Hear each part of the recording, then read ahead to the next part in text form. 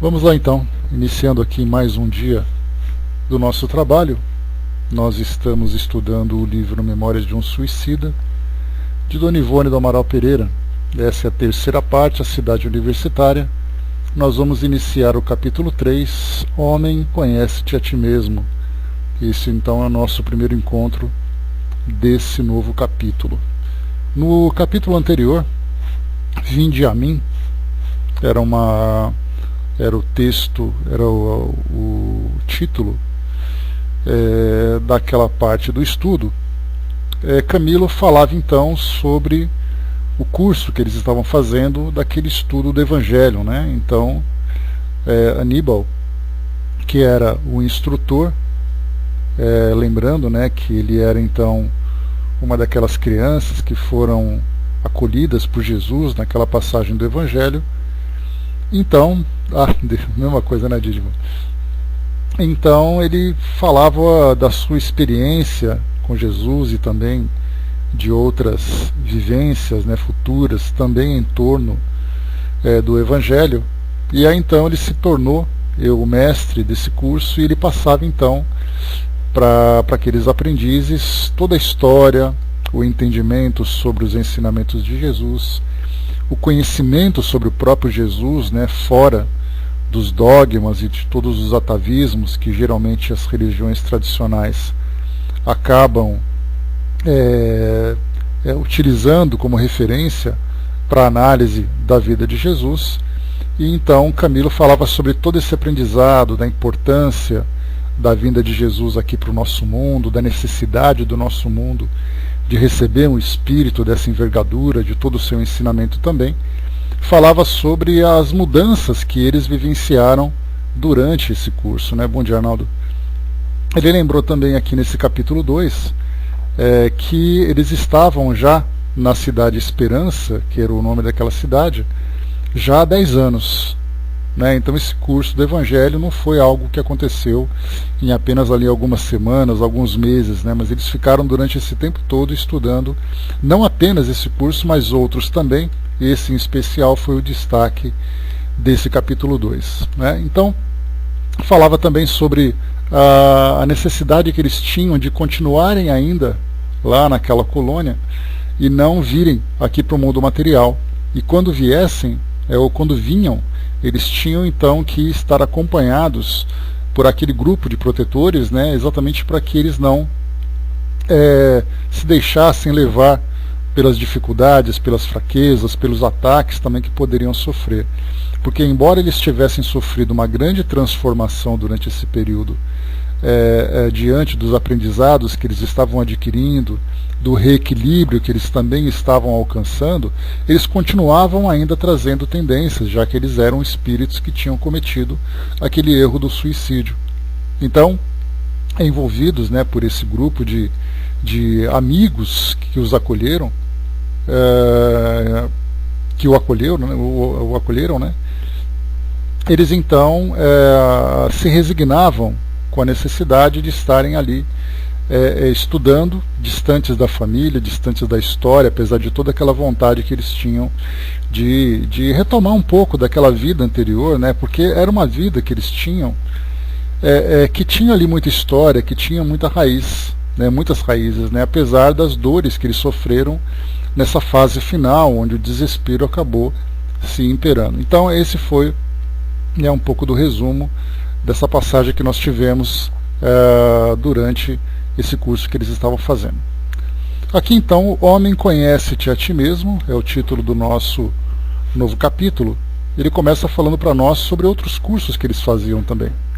Fala para nós aqui: outros cursos fazíamos, não menos importantes para a nossa reeducação, alternadamente com o da moral estatuída pelo insigne mestre Nazareno.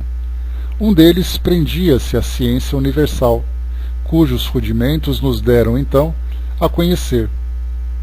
2 anos depois de iniciados no curso de moral cristã, através de estudos profundos, análises tão penosas quanto sublimes.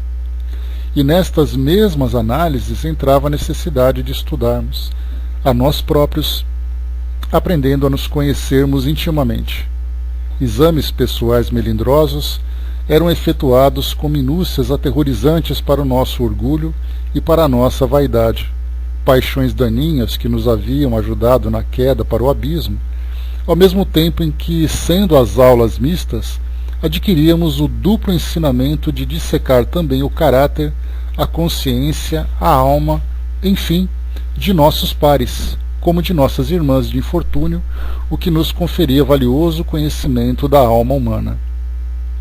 Era a lente dessa cadeira magnífica o venerado educador Epaminondas de Vigo, espírito cuja rigidez de costumes, virtudes inatacáveis e energia inquebrantável infundia-nos mais que respeito, verdadeira impressão de pavor.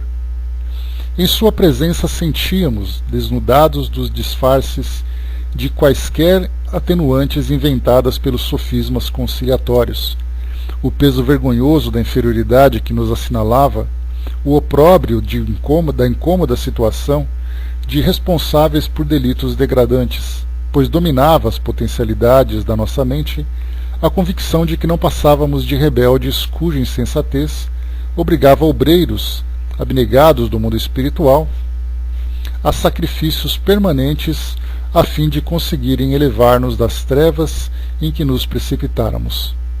Ora, a vergonha que açoitava nossos espíritos em presença de Epaminondas era um suplício, novo e inesperado, de natureza absolutamente moral, porém superlativa, que se apresentava nessa segunda fase de nossa situação, de suicidas, em preparo de futuras realizações reparadoras.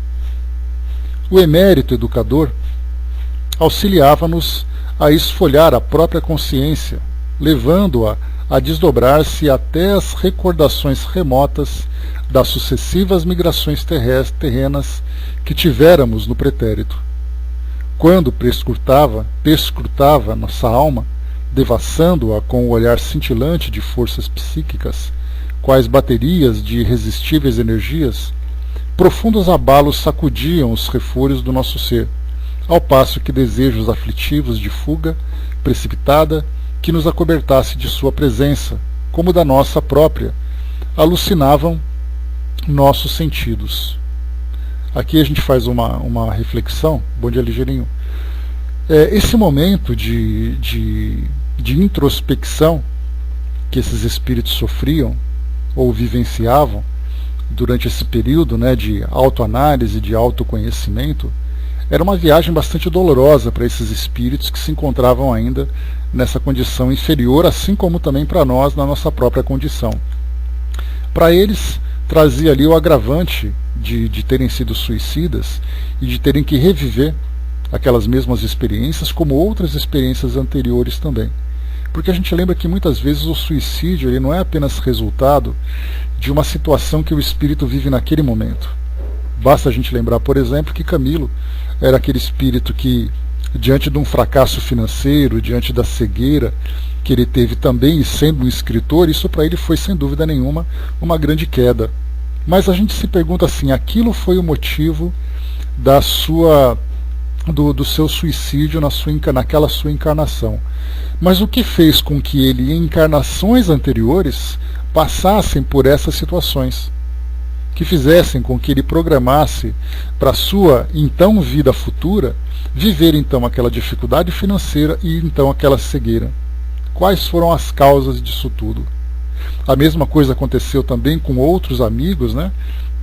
No caso, por exemplo, nós tínhamos ali o amigo comerciante, que era comerciante de vinho, e aí então acabou cometendo suicídio também por causa daquele fracasso, de ter dado ali aquele desfalque financeiro nos credores e tudo mais. Mas quais foram as experiências no passado que geraram essa experiência naquele então futuro de uma queda social, de uma queda financeira, para que ele fosse submetido a uma prova tão difícil para testar ali o seu orgulho? Nesse caso, ele falhou. Então a gente vai percebendo que essas experiências vão, então, buscando no passado, nós vamos voltando no tempo e encontrando a causa que levou aquilo que era um efeito, que o efeito se tornou uma causa do efeito. Então foi ali para nós aquele, literalmente, né, efeito dominó. é a mesma coisa que nós temos hoje. Hoje nós estamos vivendo, no nosso presente, consequências do nosso passado. Então, as questões da nossa saúde, da nossa vida familiar, da nossa vida social, hoje nós estamos vivendo o resultado daquilo do nosso passado. Só que o nosso passado também foi consequência de um passado anterior. O que fez naquele passado mais distante que nós nos encontrássemos com aquelas pessoas, vivêssemos aquelas circunstâncias que gerou para nós então esse presente? Então é exatamente isso que Camilo e os amigos vivenciavam aqui então, fazendo aqui aquela volta no passado em várias das etapas para entenderem exatamente a cadeia de eventos que fez com que eles chegassem nessa condição final, né, nesse momento, de suicidas. Aqui também um outro detalhe importante, né, que não apenas eles reviam aquilo que eles vivenciavam, mas também eles compartilhavam essas mesmas imagens, essas mesmas lembranças com esses colegas. Então não bastava apenas você se constranger com o seu próprio passado, você tinha que ainda compartilhar com os outros. Dá para a gente imaginar, para aquele que era um pouco mais orgulhoso, ou aquele que cometeu ali aqueles seus erros, né, os seus equívocos, dependendo da natureza das falhas que ele praticou, que ele cometeu, o quão aquilo era doloroso dentro do campo moral. Por isso ele coloca para nós aqui, né? Quando perscrutava nossa alma, devassando-a com o olhar cintilante de forças psíquicas, cujas baterias de irresistíveis energias, profundos abalos sacudiam os refúgios do nosso ser, ao passo que desejos aflitivos de fuga precipitada, que nos acobertasse de sua presença, como da nossa própria, alucinavam nossos sentidos. Então, na verdade, o desejo que eles tinham era de fugir dali. Porque esse educador, então, esse novo mestre, Epaminondas, ele então tinha a capacidade de não apenas penetrar na consciência de todos, como fazer com que aquilo tudo se tornasse conhecido pelo grupo. Né? Nesse caso, né, Didimar, essa questão da humildade e do orgulho, eu acho que ali é o ponto-chave dessa experiência que eles vivenciavam.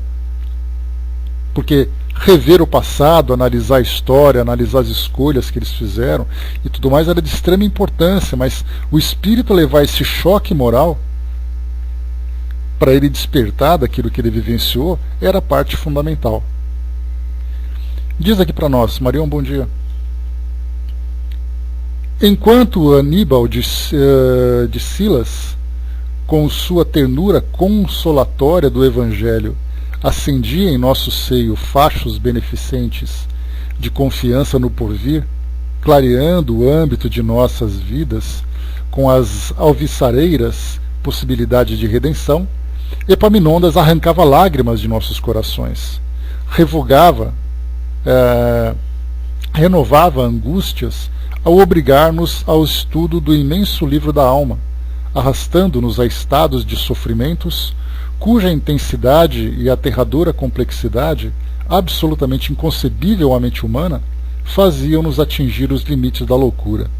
Olha só então, hein? Dá para a gente imaginar assim que, fazendo ali o nosso curso, né, os nossos estudos, nós sabíamos que em determinado momento do dia chegaria essa aula. E que todos sabiam que, sem dúvida nenhuma, mexer com esses pensamentos, com esses sentimentos que até então se encontravam ali enterrados na consciência, seriam então desenterrados, revirados, agitados, e seria sem dúvida nenhuma uma tortura moral para aqueles que não sabiam lidar com tudo isso. Mas eles estavam aprendendo. Por essa razão o temíamos e éramos dominados por um sentimento forte de pavor, a par de angústias irreprimíveis, que subíamos diariamente as escadarias da academia para com ele aprendermos os primórdios da terrível disciplina exigida igualmente de antigos iniciados das escolas de filosofia e ciências do Egito e da Índia, o reconhecimento da inferioridade pessoal para o mérito da elevação moral pela autoeducação. Então, ou seja, era necessário rever o passado, lidar com tudo aquilo para depois ter equilíbrio. E nesse ponto principalmente, né, bom dia, abraço, nesse ponto principalmente, A ideia do auto-perdão, eu acho que é a mais essencial. Do espírito se ver como um indivíduo falho, saber exatamente das suas fraquezas, das suas tendências, reconhecer os erros que foram praticados e ainda assim continuar em frente. Didiman lembrou, né? Faxina nas profundezas dos porões da alma. E olha que tem entulho para tirar ali, né? Entulhos, sucatas e tudo mais. E o detalhe importante, a gente começa aqui a lembrar um pouquinho sobre todos os trabalhos que são feitos pelos espíritos. Nós lembramos, por exemplo, de Emmanuel, fazendo ali, né, o trabalho da publicação do livro há 2000 anos.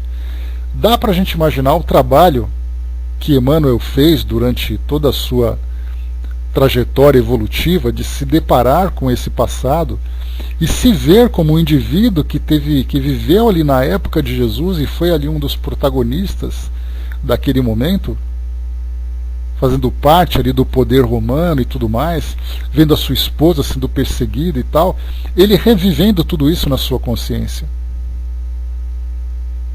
Dá para a gente imaginar como isso foi difícil para esse espírito rever a sua própria história. Mas aí tem um detalhe importante. Enquanto esses espíritos aqui, na colônia, lá da Cidade Esperança, aprendiam a lidar com esse passado, nós encontramos então esses espíritos de maior envergadura, vendo esse passado, sem dúvida nenhuma, sentindo aquilo que vivenciaram de positivo e de negativo, mas sabendo lidar com isso, já que tem as suas consciências tranquilas, sabendo exatamente que o passado, como lembra Joana de Ângeles, ele deve ser entendido para nós como um degrau que nos permite a nossa evolução. Aquele degrau que serve para a nossa própria ascensão, para o nosso próprio crescimento. Porque o espírito que não sabe aproveitar aquilo que ele experimentou na sua própria história. Só um instantinho aqui. Eu quero pegar aqui um trecho de uma mensagem. Ela diz assim, ó, de Joana de Ângeles. Eu queria falar da mensagem dela, mas eu queria pegar ela completa. Então está aqui o trechinho dela. Ela diz assim: a tua vida é um álbum de lembranças, no qual deves arquivar apenas aquelas que te ensinaram a crescer e a amar. As outras, as que te afligiram, tornaram-se degraus inferiores da escada de ascensão, sem os quais não poderias alcançar patamares superiores.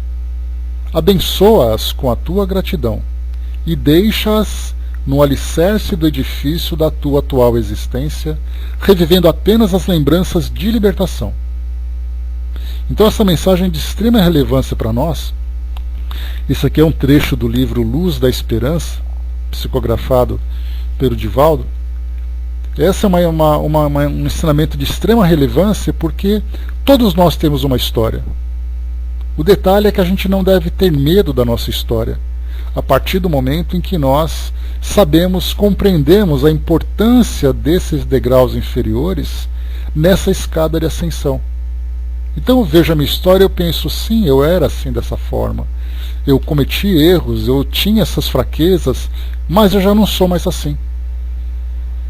Agora, como ela lembra aqui que nós devemos apenas utilizar aquilo que é positivo, o grande problema, quando nós nos encontramos ainda nessa condição de inferioridade, é quando esse passado continua nos assombrando. É quando a culpa continua viva na nossa consciência. E essa culpa, então, ela nos imobiliza, nos paralisa, nos aprisiona. Então é exatamente o que eles estão aprendendo aqui agora. Olhar a sua própria história, saber lidar com ela para poderem se libertar. Porque do contrário eles continuam presos. Silmar, bom dia. Vanessa, bom dia. O Braz lembrou aqui, né, a trajetória espiritual de Chico ficou obscura. Será por quê? Olha, Braz, a gente tem uma curiosidade muito grande de fazer essas especulações sobre a vida dos espíritos. O detalhe é que isso não tem importância essencial para o aprendizado daquilo que a doutrina espírita passa para nós. Isso se torna apenas uma satisfação da nossa curiosidade.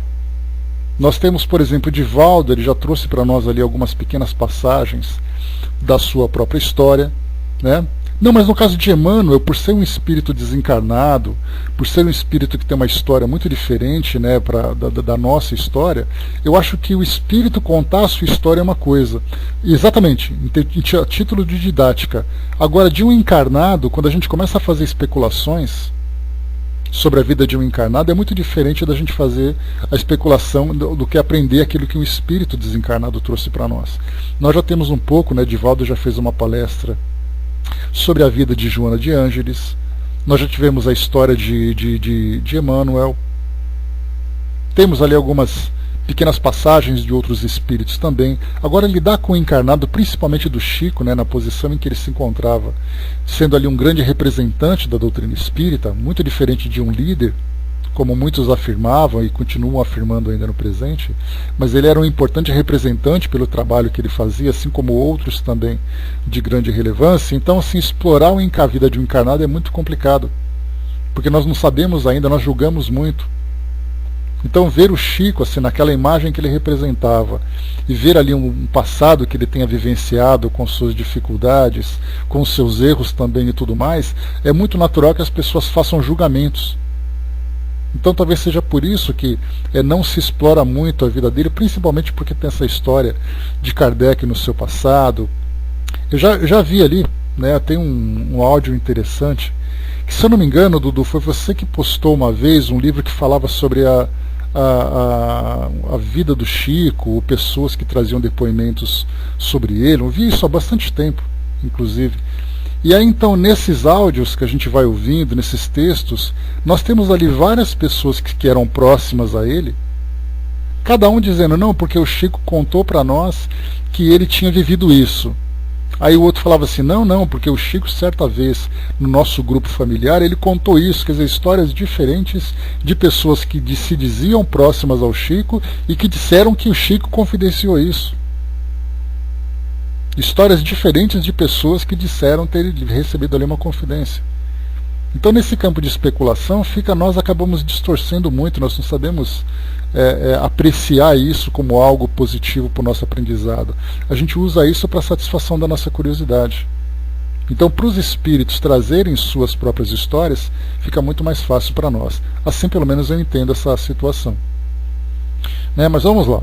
Então, como eu falei para vocês aqui, nós temos essa grande dificuldade de lidarmos com essas histórias. Então, esse curso aqui, que para eles era sem dúvida, né, esse novo curso que ele estava fazendo, né, que Camilo, né, e os amigos estavam fazendo, de uma introspecção, de uma busca dentro do seu interior, da sua própria história, era para eles, sem dúvida nenhuma, uma grande tortura moral. Então, esse mestre, Epaminondas, era, como ele colocou para nós aqui, aquele terror. Chegou o momento de nos depararmos com aquele professor terrível, que vai tirar de nós aquilo que é o mais doloroso, que vai mexer com aquilo que é o mais doloroso. Diz ainda para nós: no entanto, tais aulas eram tão necessárias ao nosso desenvolvimento psíquico quanto o eram as de Aníbal. A gente lembra que Aníbal, né, era ali o professor dos ensinamentos cristãos, né? Então ele era amoroso, falava sobre a vida de Jesus e tudo mais, enquanto Epaminondas era ali aquele mestre que mexia com as consciências, né? Eram mesmo o seu prosseguimento, como passaremos a expor mais adiante. Havia, porém, um terceiro curso, o qual se resumia no ensaio da aplicação, na vida prática, dos valores adquiridos durante os estudos e observações dos cursos anteriormente mencionados. Em vez, porém, de nos instruírem para uma prática profissional, como se diria na linguagem terrena, esse terceiro aprendizado, orientado para a prática da observância das leis da providência, que havia séculos infringíamos, tinha por mentor o lente Souri ao mar, e desenvolvia-se geralmente fora do santuário, isto é, do recinto da escola, de preferência na crosta da terra e nos domínios inferiores do nosso instituto. Aqui então já começa, né, aquela aula prática fora da escola, vendo ali, né, nos mundos inferiores, vendo aqui, né, na vida dos habitantes do nosso mundo material, onde eles colocariam em prática então aquilo que eles aprenderam. Didyma lembrou, né, cada um de nós vamos nos encontrar ainda com o nosso professor Epaminondas, e ele espera ali calmamente, tranquilamente e pacientemente chegar a nossa vez, né, Didyma? E a gente vai querer fugir também disso, esse que é o pior, né? E nem conseguiria, né, Brás? Chico era uma pessoa muito tranquila com relação a isso e sabia exatamente dos problemas que poderia causar esse tipo de especulação da nossa parte, né? Então, deixava ali por nossa própria conta. Aos domingos repousávamos. Ainda mais não éramos que indivíduos cujas faculdades espirituais, pouco desenvolvidas e ainda mais abaladas pelo traumatismo vibracional provocado pelo suicídio, não permitiam labores continuados, como víamos exercerem nossos devotados instrutores, que jamais se achavam ociosos.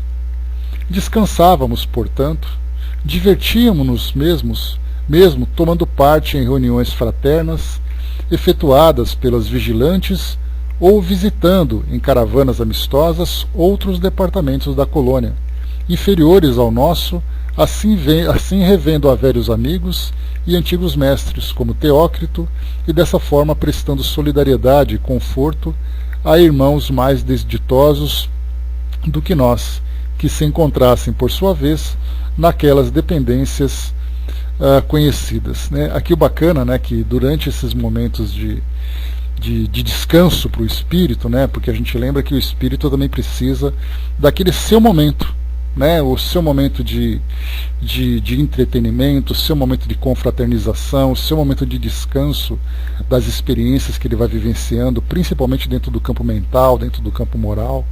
Então é interessante que eles então visitavam aquela instituição onde eles eram então internos e passavam por tantas dificuldades, agora na condição de visitantes num grau superior, como se fossem alunos que tivessem sido promovidos, visitassem então as antigas classes. E viam ali novos alunos chegando, viam ali novos aprendizes, né, passando pelas mesmas experiências que eles vivenciaram.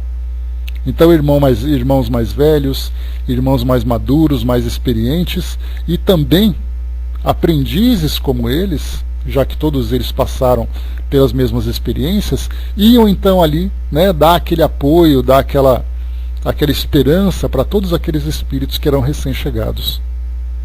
Então assim nós também seremos, né, porque é sempre aquela questão, conforme o espírito vai naturalmente ascendendo nessa trajetória evolutiva, né, ainda que seja apenas naquele momento, né, naquele período de experiências difíceis que ele vai vivenciando, ele naturalmente sente a necessidade de voltar para recolher ou para ajudar aqueles espíritos que acabam de chegar para vivenciar as mesmas experiências, né? Então a gente aprende e depois tem vontade de ensinar.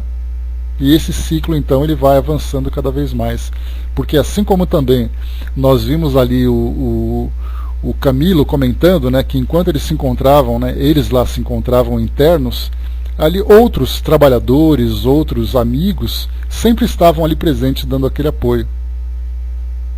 E agora eles fazem esse papel, não como trabalhadores da instituição, mas como visitantes, né, como companheiros de jornada daqueles mesmos espíritos. Diz aqui para nós ainda então. Nem assim, como vemos, deixávamos totalmente de exercer atividades. Aprendíamos ainda. Progredíamos em conhecimento, obtendo, nas citadas reuniões, noções da arte clássica transcendental, de que eram dignos expoentes não apenas nossos mestres, como outros que caridosamente nos visitavam, e até nossas vigilantes, que ensaiavam com eles nova modalidade de servir a Deus e à criação, isto é, utilizando-se do belo, empregando a beleza, pois convém acentuar que nossos mestres, em sendo cientistas, também se revelavam estetas, enamorados da suprema beleza que se origina do sempiterno artista. Aí, Miriam, se preparem. Vejamos, não obstante, em que consistiam as tão importantes quanto apavorantes aulas do eminente preceptor Epaminondas de Vigo, o qual, como sabemos, fora mestre de iniciação em antigas escolas de doutrina secreta, na Índia como no Egito. Então, olha só, hein? Nós estamos falando de antigas escolas de iniciação, ou daquelas escolas secretas, na Índia e no Egito. Nós estamos falando aí de escolas milenares. Esse espírito Epaminondas, que ali no começo do século XX, final do século XIX, né, era ali o mestre, ele já era um mestre há 2000 anos. E aí então ele estava ensinando para esses espíritos também na condição de mestre. E aí então nós vamos chegar no plano espiritual com essa nossa história tão simplista, história tão pequena ainda de espíritos em desenvolvimento, e vamos encontrar espíritos que já eram mestres muito antes da gente sequer tomar consciência da nossa realidade, como espíritos imortais e tudo mais. Então dá para ver aqui a bagagem que esses espíritos trazem. Isso porque nós não falamos de espíritos, por exemplo, da envergadura de Jesus, que nós o conhecemos como mestre, que ele é visto como Deus, né, por outras crenças, por outras religiões, que participou inclusive, né, como os espíritos lembram, da própria organização aqui do nosso planeta, já era mestre antes mesmo desse nosso cenário ser construído aqui para a nossa vivência. Em um dos encantadores palácios da Avenida Acadêmica, instalava-se a Escola de Ciências da Universidade de Burgo da Esperança. Majestoso e severo em suas linhas arquitetônicas, ao lhe penetrarmos os umbrais, acometia-nos a impressão de que ali se venerava a Deus com todas as forças da razão, da lógica e do conhecimento. Sopros de indefiníveis convicções abalavam nossas potências anímicas, fornecendo-nos a intuição de nossa própria pequenez em face da sabedoria, ao passo que fortes emoções infundiam-nos singular respeito pelo desconhecido que ali depararíamos, levando-nos às raias do terror. É engraçado, né? Aqui me fez lembrar um sonho que eu tive uma vez, não sei se foi só uma fantasia ou se foi uma realidade, mas eu sonhava que eu andava num ambiente que parecia ser assim uma biblioteca, que era feita com colunas de mármore branco e muitos vidros, e assim um pé direito muito alto, que a gente andava no ambiente e dava aquela sensação de ser alguém muito pequeno num ambiente muito grande, num ambiente muito belo, e também num lugar assim onde essa mesma sensação de lógica e de razão era algo muito presente. Então, mesmo que não tenha sido sonho, foi pelo menos uma imaginação, né, uma fantasia muito gratificante. E se foi uma realidade, né, foi um grande presente que foi concedido, né, mas eu tive essa experiência. Aquele mármore assim meio manchado, né, com umas linhas bege, alguma coisa assim, né, e aqueles muitos vidros. Veios, isso mesmo, Miriam. Né? Então, assim, era algo muito bonito mesmo de se ver, pessoas transitando também, com aquela mesma imagem, né? Pessoas com aquelas roupas claras e tal, idas e vindas, pessoas assim se cruzando no meio do caminho. Foi uma impressão muito positiva, muito gostosa que eu acabei vivenciando nesse sonho, né? Tomara que não tenha sido apenas uma fantasia, né? Mas se for também, valeu a pena. E por isso ele coloca para nós aqui, né, sopros de indefiníveis convicções abalavam nossas potências anímicas, fornecendo-nos a intuição de nossa própria pequenez em face da sabedoria, ao passo que fortes emoções infundiam-nos singular respeito pelo desconhecido que ali depararíamos, levando-nos às raias do terror. Lembrávamos então de Aníbal. Sua recordação arrastava nossas lembranças à imagem dulcíssima do mestre de Nazaré, a quem em toda a colônia dominavam o mestre dos mestres, denominavam o mestre dos mestres, o magnífico reitor da espiritualidade. Sentíamos-nos, então, encorajados, certos de que estávamos sobre sua dependência, efetivamente abrigados em seu redil, por ele amados e por ele mesmo protegidos. Exatamente idêntico ao recinto do santuário onde se ministrava a ciência do Evangelho, o novo sacrário apresentava a diferença de ostentar o célebre preceito grego ornamentado em fulgurações adamantinas, o cimo da tela indispensável em todas as aulas para a captação das vibrações do pensamento. Homem, conhece-te a ti mesmo. Olha que bacana essa aqui. A gente lembra, no portal de Delfos, lá na Grécia, tinha exatamente isso, conhece-te a ti mesmo e conhecerás todos os mistérios dos deuses do universo. E é exatamente nessa mesma instituição, homem, conhece-te a ti mesmo, para falar exatamente da importância da razão, da lógica, do conhecimento, que eram ali os elementos primordiais que sustentavam aquela instituição.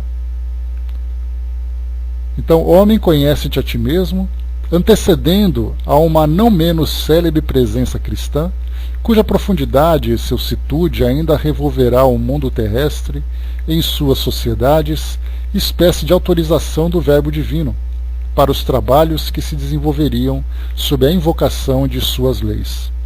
Ninguém entrará no reino de Deus senão renascer de novo. Então aqui mais uma mensagem, mais uma passagem importante para despertar essas consciências. Bom dia, Tic-Teco, bom dia, Sandra. Vamos lá. Diz aqui para nós: tornava-se evidente que os educadores, por que nos víamos dirigidos, subordinavam seus métodos às normas estatuídas por Jesus de Nazaré, ao qual, inequivocadamente, demonstravam venerar como orientador e chefe do movimento impetrado não apenas em nosso favor, como da humanidade toda. Quando se tratava de iniciados cristãos de alta classe moral, não tínhamos, pois, nenhuma dúvida. E se eram filósofos, cientistas, pesquisadores, sociólogos, pedagogos eméritos, como mais tarde tivemos ocasião de verificar, também era fora de dúvida que era na sublime escola de moral e fraternidade, estabelecida pelo Cristo de Deus, que extraíam modelos e métodos para exercerem, entre os homens encarnados e os espíritos em trânsito, as elevadas aptidões que possuíam. Intrigados com tudo quanto nos era dado observar, acometia-nos por vezes vertigens ao raciocinarmos sobre a realidade da vida que em além-túmulo deparávamos quando julgávamos nada mais existir depois que o último bocado de argila ocultasse nosso corpo inerte das vistas humanas. Aliás, essa passagem aqui ela traz para nós uma realidade, Rodrigo, bom dia. Uma realidade, porque a ideia que se tem do mundo espiritual para a esmagadora maioria da população do nosso planeta é algo muito fantasioso, que fala bastante sobre ociosidade, que fala bastante sobre contemplação, mas não fala sobre o dinamismo que nós estamos agora aprendendo a conhecer. E quando nós falamos sobre a esmagadora maioria do planeta, nós falamos de todas as crenças que compreendem a trajetória do espírito, nossa trajetória, apenas aqui no nosso mundo material, onde nós nascemos, vivemos, depois morremos, e o plano espiritual então é apenas aquela ideia da contemplação e da ociosidade, ou muitas vezes até da inexistência, quando nós falamos das crenças materialistas. Agora, quando nós começamos a compreender um pouco mais sobre essa nova dinâmica, que vai então nos acompanhar a partir da libertação aqui do mundo material, nós começamos a ver os espíritos vivos, ativos, se desenvolvendo, trabalhando, aprendendo, corrigindo, de uma forma intensa e absoluta.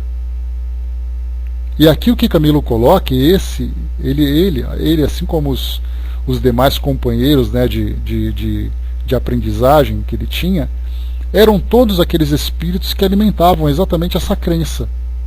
Todos eles eram católicos em Portugal, e ali também na região da Espanha, né, lembrando que essa região, essa colônia atendia exatamente toda essa região. Então eram espíritos que viviam aquele dogmatismo religioso que falava exatamente isso, que o espírito morria e dali então ele ia para o céu, para o inferno, para o purgatório, nesse último esperando ali o julgamento final. E agora ele fala exatamente sobre essa nova visão. Aqui o que nós estamos vendo, Camilo comentando sobre toda essa oportunidade que eles têm, né, de novos aprendizados e tudo mais, nós veremos também nas obras de André Luiz, que lá ele conta, né, dentro da sua visão ainda limitada, né, como espírito também descrente dessa realidade do mundo espiritual. Ele vai falar desde o momento de chegada, a gente vê que os espíritos contam exatamente isso. A grande surpresa parece um roteiro pré-determinado, em que os espíritos chegam no plano espiritual numa condição meio desequilibrada, meio sofrida, inconsciente da realidade, e aí então eles vão se esclarecendo, vão aprendendo, e depois, ao final dessa trajetória, já se mostram espíritos plenamente conscientes dessa nova situação. Hoje, nós, estudantes da doutrina espírita, nós temos a oportunidade de já antecipar aquilo que nos espera. E é muito interessante que esses mesmos ensinamentos que estão sendo trazidos por Camilo, que também já foram trazidos por André Luiz, assim como também pelo próprio Manuel Filomeno de Miranda, espíritos como Luiz Sérgio, espíritos como Patrícia, independente do julgamento que se façam sobre a qualidade dos trabalhos que eles trazem, nós percebemos que temos ali uma ideia muito parecida sobre tudo aquilo que é realizado no mundo espiritual, e até mesmo psicografias que chegam para nós de um modo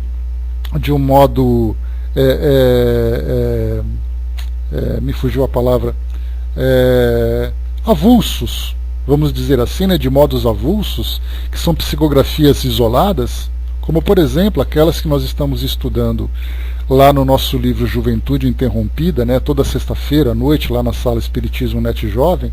Nós temos ali nesse livro várias psicografias de jovens que desencarnaram, vocês conhecem, né, a gente sempre comenta, que desencarnaram durante a juventude e depois eles contam suas histórias, que na maioria dessas desencarnações acabaram interrompendo a trajetória terrena, porque foram erros que foram praticados por eles que os levaram a uma desencarnação precoce. Eles falam exatamente isso, chegam de um modo sofrido, tomam consciência da realidade, começam então a desenvolver novas atividades e em seguida começam a colocar em prática. Então já nos preparemos para isso. E também nos preparemos para nos decepcionarmos com aqueles que não têm essa visão, que chegarão lá numa condição ainda muito atrasada, muito sofrida, e aqueles que, como nós, temos oportunidade de antecipar essa realidade, já chegaremos pelo menos com a boa vontade, com a predisposição de começarmos a fazer alguma coisa. Não sabemos o que, não sabemos quando e não sabemos onde faremos. Mas sabemos que há algo que vai nos esperar, que é a ideia da ociosidade, da contemplação, da ideia da ociosidade é algo que vai mudar completamente diante da realidade que nos espera.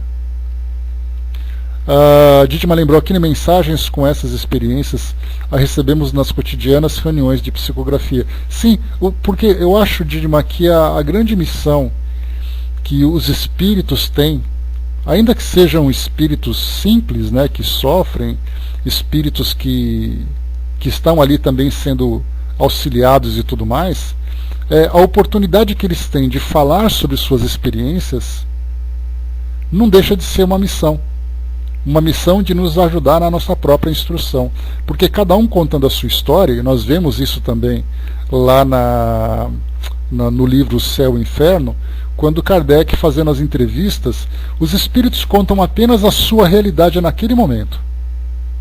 como você está, o que você entende e tudo mais. Mas nós percebemos que ali não se falava durante quanto tempo você vive isso, ou melhor, o tempo que você se encontra, quais foram exatamente as mudanças que você teve. Alguns espíritos contam para nós em algumas psicografias, 4, 5 psicografias, eles vão mostrando as transformações que eles vão sofrendo. E nós percebemos que essas transformações não são ocasionais. São fruto exatamente dessas oportunidades de aprendizado que eles estão vivenciando. Arnaldo colocou, né, o que Dona Ivone traz nesse livro era tão assustador para a época que o livro ficou por mais de 2 décadas guardado, né? Veio a lume após o amparo e auxílio de Leon Denis. Exatamente essa é a história desse livro. Assim como também o próprio Chico, nós veremos, né,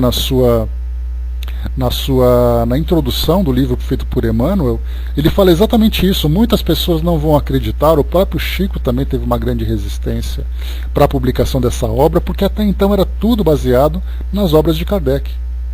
E Kardec falava sobre o estado moral dos espíritos, mas ele não trabalhava na dinâmica do mundo espiritual, como começou depois a vir através de outras obras. A Miriam lembrou também aqui, bom dia, Ajuda. A Miriam lembrou também, né, e a carta dessa semana será sobre overdose, carta de Cássio, retratando em detalhes como se sentiu e os próximos passos, né? Vai ser a próxima mensagem feita pelo nosso amigo Flávio, na sexta-feira agora. Ele vai tratar exatamente isso, né? A carta de Cássio, um jovem que desencarnou por overdose de drogas, e aí depois ele vai falar, né, da sua chegada e depois dessas transformações também. Então, algo muito bacana, né? Nós estudamos sobre isso, Rodrigo, né? Foi o livro anterior, o Recordações da Mediunidade, que a gente viu. Anterior não, foi 2 livros atrás, né? Esse aqui é o 4º livro, 3 livros de Dona Ivone, e esse é o 4º, que foi o que ela psicografou. E no Recordações da Mediunidade ela traz para nós também várias experiências que ela passou no campo da mediunidade. Então, quer dizer, nós estamos aprendendo através dessas obras, né, várias situações que vão ampliando cada vez mais a nossa visão, e muito mais do que ampliar a nossa visão e satisfazer a nossa curiosidade, a mera curiosidade sobre como será o mundo espiritual, nós estamos, na verdade, nos preparando para encarar esse mundo material. Não apenas para aquilo que vai nos encontrar, mas para aquilo que nós podemos preparar desde já, dependendo da forma como nós estivermos vivendo. Porque existe aquela ilusão que nós vamos chegar e encontrar nosso lar, encontrar ali todos aqueles amigos e tal, e a nossa vida aqui desregrada, sem a preocupação de nos capacitarmos para estarmos naquela condição de espíritos que são aprendizes, que são trabalhadores. Então a gente fica pensando, não, quando eu chegar em nosso lar, eu vou fazer, vou acontecer, eu vou viver. E a minha vida aqui vai como se nada tivesse de compromisso. E aí quando acaba essa minha experiência terrena e eu faço ali depois uma avaliação de tudo que eu vivi, eu vou chegar como um paciente muitas vezes enlouquecido, transtornado pelo resultado daquilo que eu vivi. Então, na verdade, mostrar o mundo espiritual para nós é antecipar aquilo que nós poderemos encontrar, de positivo ou de negativo, dependendo da forma como nós estivermos vivendo aqui. Porque não é algo definitivo. Eu posso fazer aqui uma propaganda sobre uma bela viagem pela Europa, pelos países europeus, por todos os seus monumentos e todas os seus ambientes turísticos e tudo mais, e nós não fazemos aqui o nosso pé de meia para viajar. O máximo que a gente vai ser aqui para o Paraguai e olhe lá. Porque mostrar para onde você gostaria de ir é uma coisa, mostrar para onde você vai é outra. E nós já temos a oportunidade de fazer essa revista dentro de nós mesmos, analisando a nossa consciência. Vi uma mensagem nesse final de semana que nos diz assim, né? Antes de querermos ser felizes, devemos ser dignos da felicidade. Perfeito. Isso aí é uma daquelas mensagens de botar no painel do carro, na porta da geladeira, para sempre lembrar disso. Para saber exatamente dignos do que exatamente nós estamos nos tornando. Vamos em frente. Então, mais uma vez, aqui lendo essa passagem, né, que nos levou a essas reflexões agora. Intrigados com tudo quanto nos era dado observar, acometíamos-nos, por vezes, vertigens ao raciocinarmos sobre a realidade da vida que em além-túmulo deparávamos, quando julgávamos nada mais existir depois que o último bocado de argila ocultasse nosso corpo inerte das vistas humanas.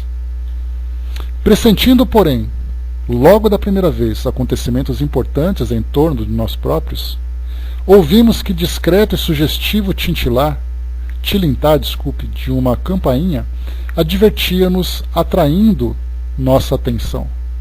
Respeitoso silêncio dominou o recinto.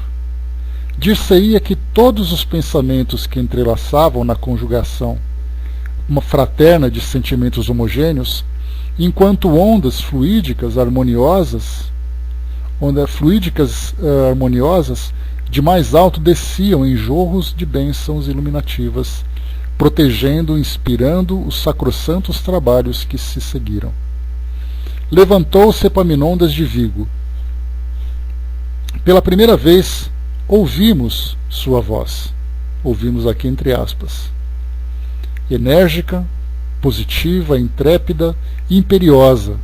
A palavra do novo mestre, daquele que afrontara outrora o suplício da fogueira por amor aos alevantados ideais da verdade, estendeu-se pelo salão imenso, vibrando sobre as abóbadas que nos abrigavam e como que se decalcando para sempre nos meandros de nossas almas, acordando-nos as faculdades para novas conquistas morais, mentais, intelectuais e espirituais. Franzino, modesto, venerável com suas barbas longas que traziam a imaculada brancura de luminosidades transcendentes, aquele ancião que nos fora apresentado 2 anos antes e em quem supuséramos a vacilação da decrepitude, agora surgia aos nossos olhos, surpresos em grandes varonis, qual gigante da oratória, expondo as bases de uma doutrina renovadora, até então desconhecida para nós, e cujos fundamentos se assentavam na ciência universal. Beijão, Vidal. Bem-vindo, meu amigo. Então aqui nós vimos, né, a ideia inicial, né, 2 situações bastante curiosas, né, e opostas também. Né. Primeiro nós tivemos ali Aníbal, que era ali um espírito, um mestre, com a aparência de um adolescente, porque assim ele optou em se apresentar. Então, se por acaso se fizessem julgamentos sobre a sua competência, né, e a sua elevação espiritual a partir da aparência que ele apresentava, então ali seria uma grande decepção, porque ele mostrou exatamente o contrário no momento em que ele começou, durante aquele tempo todo, ministrar aquelas aulas. Aqui, por outro lado, nós temos ali aquele homem franzino, modesto, barbas brancas, mostrando ali aquela aparência de decrepitude, né, de velhice, né, de fragilidade, mostrou exatamente o gigante da oratória como ele o era, né, pela história que ele tinha, né, como nós lembramos, antigo mestre das escolas antigas do Egito e da Índia. Então não era algo para qualquer um. Inicialmente, explicou-nos que cumpria com efeito recebermos, em primeiro lugar, os ensinamentos morais expostos nos Evangelhos do Redentor, a fim de que, ao encanto de suas palavras remissoras, adquiríssemos critério suficiente para só então atingirmos outros esclarecimentos que, ministrados à revelia da reeducação moral fornecida por aqueles, resultariam estéreis, se não mesmo nulos, se não tornassem antes prejudiciais. Aqui o que ele quis dizer é exatamente a importância de, antes de ministrar qualquer tipo de ensinamento, havia necessidade de formar uma base. Então de nada adiantaria fazer aquela autoanálise, aquela viagem interior para sondar ali, como coloca para nós Camilo, os refolhos da própria consciência, se eles não tivessem uma base moral cristã para poder depois processar tudo isso. Do contrário, seria apenas colocá-los diante de uma situação aterradora do próprio passado, sem saber o que fazer com aquilo tudo. Seria, na verdade, algo que poderia agravar cada vez mais a sua condição moral, o seu estado consciencial. Então o que ele coloca é exatamente isso, né? Existe um processo pedagógico que vai então trazendo ali as bases, preparando as consciências, né? Depois ali começando a aprofundar cada vez mais esse conhecimento, para só então fazer com que o trabalho seja realizado, aquele trabalho de transformação interior, o verdadeiro trabalho de reforma íntima. Porque a reforma íntima se dá em todos os níveis de existência, seja no nível físico, seja no nível apenas espiritual, como encarnados ou desencarnados. A moral divina, diz aqui para nós, Epaminondas, a moral divina do Cristo Jesus, porém, saneando de algum modo nossa mente e, portanto, nosso caráter, de muita vileza que nos congestionava as faculdades, havia, naqueles 2 anos de aplicação incansável, predisposto nosso eu para, agora, receber o prosseguimento do curso que nos favoreceria habilitações para reerguimento moral decisivo, que, por essa circunstância, somente agora nos fora dado entrar em contato com ele, Epaminondas, que faríamos, sob sua direção, um curso leve, rápido, por assim dizer, preparatório, de ciência universal, denominada, em antigas idades, doutrina secreta, e outrora apenas ministrada a mentalidades muito esclarecidas e muito fortes, aptas, portanto, pelas virtudes de que dessem provas, de penetrar em mistérios de ordem divina que se conservam invariavelmente ocultos às inteligências vulgares, ociosas ou presunçosas. Então tá aí, para quem tiver já interesse, doutrinas secretas, tudo aquilo que pode ser aprendido no plano espiritual. Imagina aquilo que nos espera em termos de oportunidades de aprendizado, de crescimento espiritual, de tanta coisa que se tem para conhecer. Isso porque nós estamos falando aqui de um curso que eles estão fazendo, ou de cursos, né, para fazer com que o espírito cresça moralmente e intelectualmente. Agora imagina, por exemplo, Miriam, fazer um curso de astronomia no plano espiritual. Fazer um curso de ciências médicas. Fazer um curso sobre justiça moral. Dá para a gente imaginar todas as possibilidades? Todas as possibilidades de aprendizado que o espírito tem? É algo assim de salivar, né? Imagina. E mesmo que nós imaginássemos, será uma imaginação ainda muito precoce, muito precária diante da realidade que nos espera. Fazer um curso de história da humanidade, já pensou no plano espiritual? Vamos lá, vamos em frente. Por enquanto é só pautar o que a gente tem, né? Mas vamos lá que ainda assim a gente consegue tirar grande proveito. Continuando.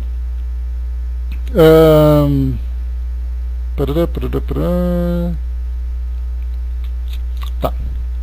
Que nos tempos remotos, anteriores ao advento do missionário celeste, os ensinos secretos só eram ministrados a indivíduos que durante 10 anos, pelo menos, dessem as mais rigorosas provas de sanidade moral e mental, que em idêntico espaço de tempo demonstrassem de forma inequívoca a própria reforma interior, isto é, o domínio das paixões, dos instintos, dos desejos em geral, das emoções, pela vontade iluminada com as santas aspirações do bem e os testemunhos das virtudes, mas que com a descida do mestre complacente das esferas de luz, as sombras da Terra e as regiões astrais inferiores do mesmo planeta, fora popularizado o ensino secreto, porquanto sua doutrina, uma vez firmando-se no coração da criatura, habitá-la-ia a voos longos no terreno científico,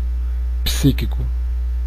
Ainda porque a doutrina messiânica trouxe à humanidade esclarecimentos outros, rejeitados pelos homens, onde expressava a ele os valores imortais da ciência psíquica, que desde então decretos divinos haviam ordenado que se desse do ensino secreto a todas as criaturas terrenas, como a espíritos em trânsito nas regiões astrais inferiores que circundam o planeta, pois o Pai Supremo, condoído das amarguras humanas, oriundas da ignorância, desejava fossem todos os seus filhos iluminados pelo sol das verdades eternas.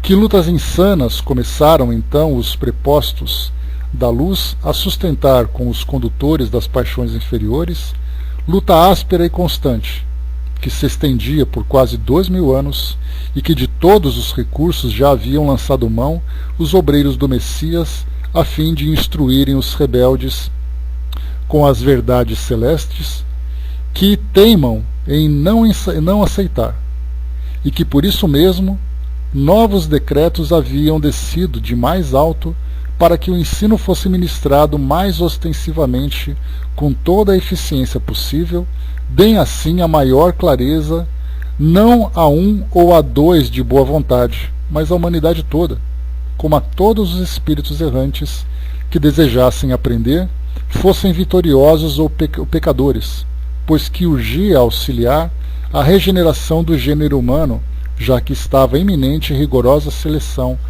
por parte da providência entre os espíritos e os homens pertencentes aos núcleos terrenos, porque o planeta sofreria em breve o seu parto de valores, expulsando para mundos inferiores os incorrigíveis desde há 2000 anos para conservar em seu seio apenas os mansos e pacíficos, os de boa vontade, para então estabelecer-se não só no planeta, como em seus continentes astrais, aquela era de progresso sonhada pelo mestre da Galileia, presidida pelo socialismo fraterno estatuído nos áureos códigos da sua doutrina. Que por isso mesmo iríamos também receber os rudimentos do ensino secreto, rudimentos apenas o bastante para nos fortalecermos para a eficácia da reparação que devíamos à lei, pois éramos ainda muito frágeis, mentes traumatizadas pela violência do ato que exorbitara da lei da natureza, caracteres viciados pelo abuso de séculos e séculos submersos no demérito da materialidade. Que o ensino seria concedido gradativamente, de acordo com as nossas capacidades, sendo por essa razão que nos dividiam em turmas homogêneas. Que a doutrina secreta, em sua plenitude, só conheciam o Senhor de Nazaré, que era uno com Deus Pai, e seus arcanjos, falanges de auxiliares, como que ministros que eram unos com ele. Que, pois, começava esse ensino na terra, em parceria diminuta com os homens imersos nas sombras do princípio, e ascendia em progressão sem limites até o infinito do seio de Deus, do seio divino. Por isso mesmo, era chamado ao citado conhecimento, ciência universal, que nós outros, míseros suicidas, ínfimos cidadãos do universo de Deus, párias das sociedades do astral, para quem se tornava necessário criar sempre colônias de abrigo, éramos convidados a partilhar da Assembleia Luminosa da Verdade, porquanto fora justamente a falta dos mesmos ensinamentos que nos levara de queda em queda até a calamitosa situação da queda máxima através do suicídio. E que ele, Epaminondas, em nome de Jesus Nazareno, a quem deveríamos o ressurgimento de nossas almas para a redenção, e em nome de Maria, sua mãe, a quem devíamos o amparo recebido até o momento presente, concitavam-nos ao rigor de um ensaio para a severa iniciação, mais tarde, dos mistérios, pois da nossa boa vontade, do nosso valor para na aplicação do experimento presente, dependeriam os êxitos os êxitos futuros. Como é que está o som, pessoal? Melhorou? Ok? Beleza. Tá. Aqui, de tudo que foi falado, da importância, né, desse processo pedagógico de aprendizado, que vai seguindo ali a evolução gradual do conhecimento e também das transformações, da importância que foi passado para nós, obrigado, gente, da importância do que foi passado por ele, falando exatamente dos conhecimentos dessas doutrinas secretas que foram se tornando cada vez mais acessíveis, né, por toda a massa do nosso planeta, devido à necessidade de transformação moral aqui do nosso próprio mundo, como resultado da transformação individual dos habitantes aqui também do nosso ambiente terreno e também espiritual. Então, aquilo que era reservado apenas àqueles que eram os iniciados, começou então a se popularizar, principalmente com a chegada de Jesus. Já não eram mais conversas feitas apenas dentro de pequenos grupos. Jesus, então, como por exemplo, no próprio Sermão do Monte, quando ele começava a falar das bem-aventuranças, ele falava para pessoas simples, pessoas ignorantes, pessoas ainda presas a uma realidade material. Ele começava então, durante todos os seus ensinamentos, através de parábolas, trazer esses conhecimentos superiores. Depois, com o passar do tempo, nós começamos a ver então outros emissários do plano espiritual também ajudando no nosso desenvolvimento. E mesmo assim, nós encontramos uma grande dificuldade para que as massas acessassem a esse conhecimento. É por isso que Jesus, como nós vimos naquelas conversas que ele tinha, por exemplo, lá no livro de João, tem essa citação, quando então os apóstolos falavam para ele por que ele falava em parábolas. E aí ele falava assim que é a necessidade que se tinha de levar esse conhecimento de uma forma simples para aquelas pessoas que também eram simples, mas que para esses apóstolos ele falava de um modo mais claro. E ainda assim ele dizia que eu tenho muito para vos dizer, mas eu não posso contar. E aí então nós chegamos aqui, passados, séculos e séculos, daquele momento em que Jesus estava por aqui, nós chegamos no momento em que a doutrina espírita começou a trazer os seus conhecimentos. Aquela legião de espíritos trabalhadores, sábios, organizavam então aquelas outras legiões de espíritos que vinham trazer a sua contribuição, até mesmo, a gente lembra, um criminoso, um suicida que trouxe a sua psicografia para contar a sua história, foi um espírito que também colaborou. Então, pois é, o detalhe, Tic-Teco, a gente pensa assim, os mais cultos de que forma? Como a gente pode dizer, porque muitas vezes a cultura do homem faz com que ele se afaste da cultura espiritual. Então nós tínhamos assim que aqueles que se prendiam apenas aos conhecimentos da filosofia terrena se afastavam da filosofia espiritual. Então nós tínhamos assim aquelas diversas categorias de indivíduos que aceitavam ou não aceitavam, desejavam, mas não conseguiam. Então o mundo espiritual, na verdade, o plano espiritual, esses grupos de trabalhadores, procuravam as condições e os recursos para trazer esses conhecimentos. Quando a doutrina espírita chegou, e Kardec então começou a fazer o seu trabalho, nós vimos ali a filosofia sendo trazida para nós, do seu modo mais puro e direto também, sem mais delongas. Mas aí o que aconteceu? Nem toda a população, nem todas as pessoas que se interessavam nesse conhecimento conseguiam compreendê-la. E aí então surgiu a necessidade, como nós já vimos, inclusive nos livros de Dr. Bezerra, de Dona Ivone, onde Dr. Bezerra de Menezes comenta exatamente isso, Pelo fato das dificuldades que foram encontradas, foi necessário, olha a importância desse ensinamento a partir disso que nós aprendemos agora. Foi necessário romancear esses ensinamentos, trazer para nós, através daquela ideia do entretenimento, através de histórias interessantes, os mesmos ensinamentos revestidos de uma linguagem mais simples. Olha a importância dos romances mediúnicos agora. Nós nos perguntamos, por exemplo, quais livros foram mais vendidos? Ou qual livro foi mais vendido? Nosso Lar ou o Livro dos Espíritos? A resposta é bastante simples. Nosso Lar foi muito mais vendido exatamente pelo interesse que despertou nas pessoas que não se interessavam ou não tinham condições de acessar os conhecimentos do Livro dos Espíritos, mas que felizmente depois de terem aprendido com os romances, se interessaram em aprender através dessas obras. Então, por mais clara e por mais profunda que seja essa filosofia, e que seria interessante que todos nós tivéssemos capacidade de acessá-las, a maior parte do nosso planeta não tem condições ainda. Nós, inclusive, não temos condições, apesar de nós nos arriscarmos, né, a aprender, a discutir, a debater, mas para extrairmos a essência desse ensinamento, muitas vezes as nossas limitações não permitem. Então os espíritos procuram fazer esse trabalho, eles não fazem simplesmente assim, olha, o conhecimento está aqui, quem quiser pega. Não, o interesse deles é exatamente o contrário. Eles são aqueles professores, né? Ontem foi o dia do professor, parabéns aos professores. Então, é o professor que percebe que o aluno que não se interessa é aquele que precisa de mais atenção.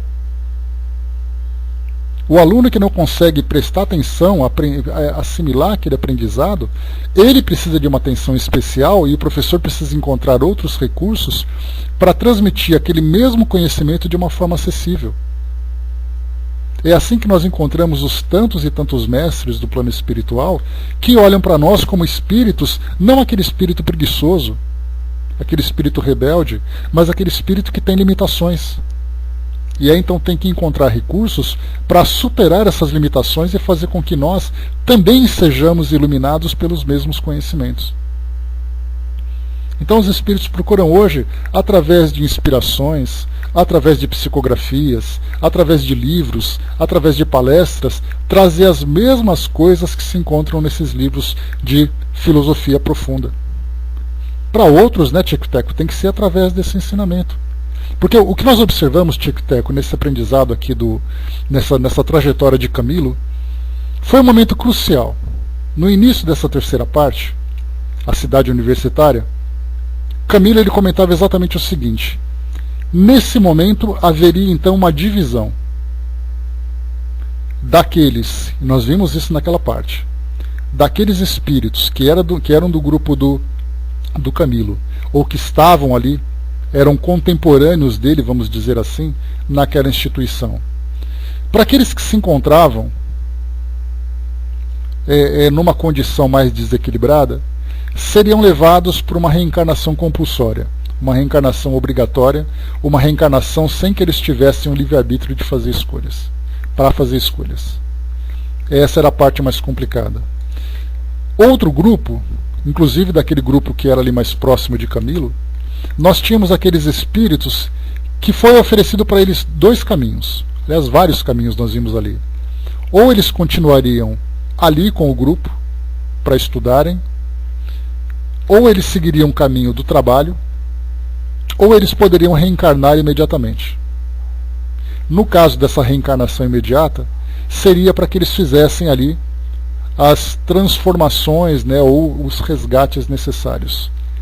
Daquele mesmo grupo, escolheram alguns a reencarnação imediata. Eles falaram assim, olha, eu não tenho condições de fazer nada, eu preciso resolver a minha vida. Optaram em fazer isso. Outros, como o caso do Camilo, não, eu quero estudar. Outros escolheram outra direção. Então, quer dizer, naquele momento em que todos eles estavam ali recebendo alta do hospital, foi oferecido então ali uma gama de opções. Cada um escolheu aquilo que era mais atrativo. Para muitos de nós aqui no nosso mundo, nós também vivenciamos isso. Para muitas pessoas, não adianta oferecer para elas assim, olha, vem cá que eu vou te ensinar sobre as mais altas filosofias.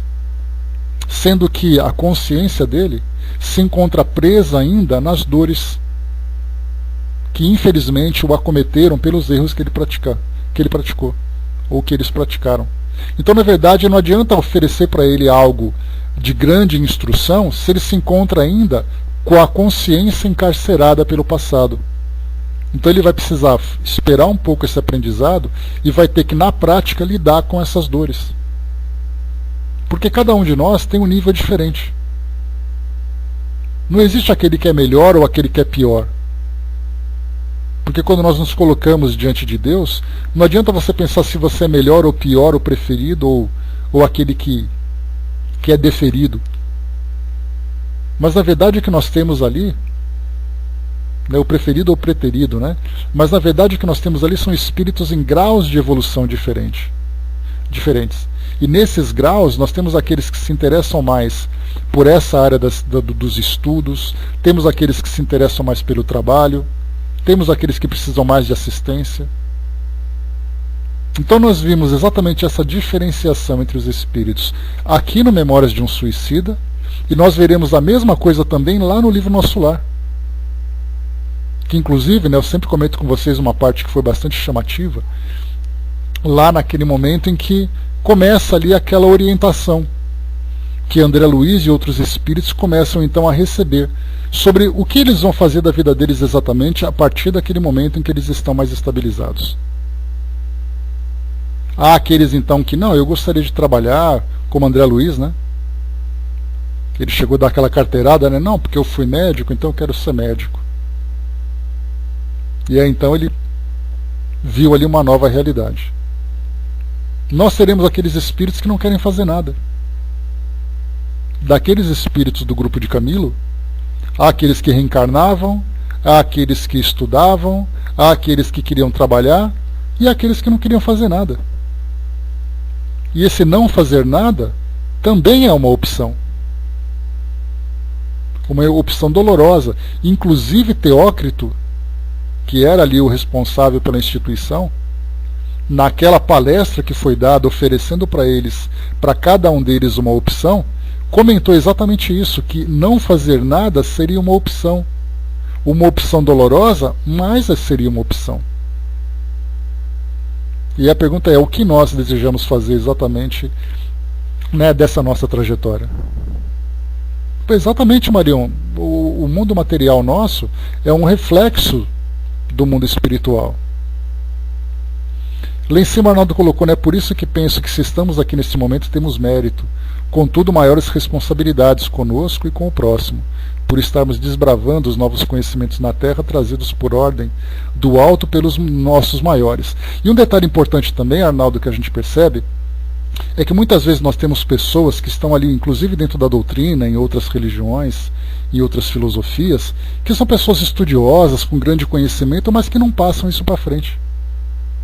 Se fecham naquela arrogância de dizer assim, eu sei, então eu sou diferente. E a pergunta é, mas qual é exatamente o que você pretende fazer com o conhecimento que você tem?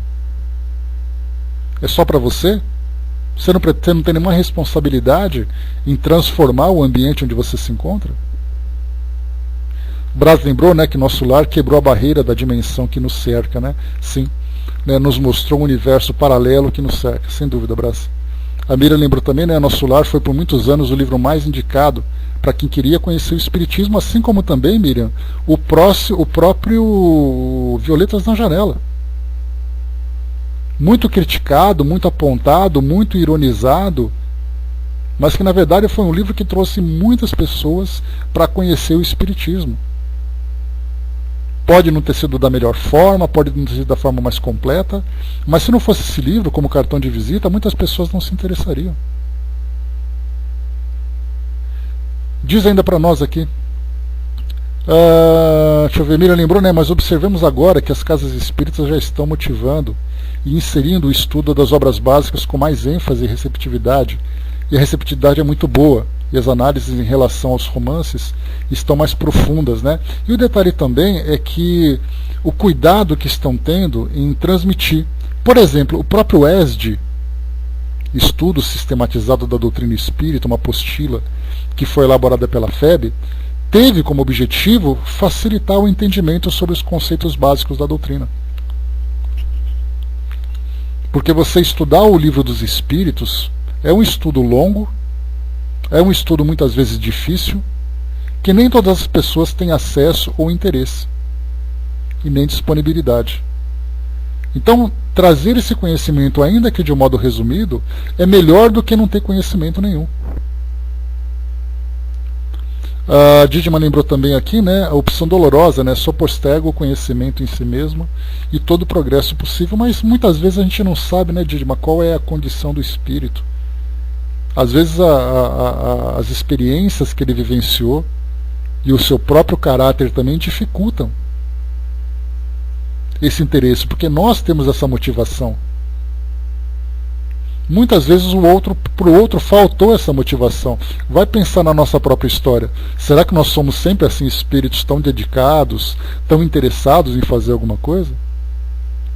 Se a gente olhar no passado, a gente pegou ali um caminho ali muitas vezes bastante diferente desse que nós estamos vivendo hoje. Deixa eu ver aqui, o Arnaldo lembrou se isso é avareza. É egoísmo, avareza, orgulho. Né? Então é muito natural na nossa personalidade humana ainda. Tic Tac lembrou, nosso lar foi a antecipação do filme em 3D que futuramente todos verão, né? Sim, vamos ver, né? Quem viver verá. Como todos viverão, então todos veremos, certamente, né? O Brás lembrou também o trabalho de Luiz Sérgio, que despertou muita gente também a mesma coisa. Tudo uma questão agora de nós aprofundarmos. Agora, por mais combatidos que sejam essas obras, mais combatidas que elas sejam, elas têm uma importância relevante, extremamente relevante, para trazer para nós esses esclarecimentos. Jesus, na sua época, trouxe os ensinamentos dessas filosofias secretas através de parábolas. No presente, os espíritos trazem para nós esses mesmos ensinamentos através de romances, porque nem todos têm inteligência privilegiada de fazerem parte dessas, entre aspas, dessas escolas ditas secretas. Se elas não são secretas, são pelo menos seletivas. Só que o conhecimento universal ele não é seletivo. Todos têm que ter acesso a ele. Se essa filosofia não consegue chegar ao indivíduo da forma como ela está sendo apresentada, os espíritos vão encontrar outras formas de acessar essas pessoas. Não tenhamos dúvida disso.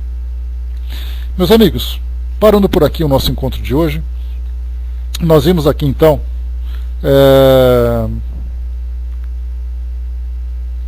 aqui falando sobre a oratória, né, de Epaminondas. Então nós vamos continuar aqui no nosso próximo estudo, na página 276, né, dizendo para nós aqui, né, vibrante e fecunda, até o deslumbramento, como bem poderá o leitor entrever, essa peça oratória arrebanhou nosso sincero interesse, sendo com legítima admiração que intimamente ovacionamos o catedrático apenas suspendera o exórdio magnífico. Então paramos por aqui nesse trecho, página 276, mostrando exatamente todas essas experiências, né, que eles estão vivenciando, né, no campo da consciência, no campo dos valores, no campo do intelecto, né, tanta coisa para o nosso aprendizado que eles estão ali recebendo e que também é aprendizado que nos espera.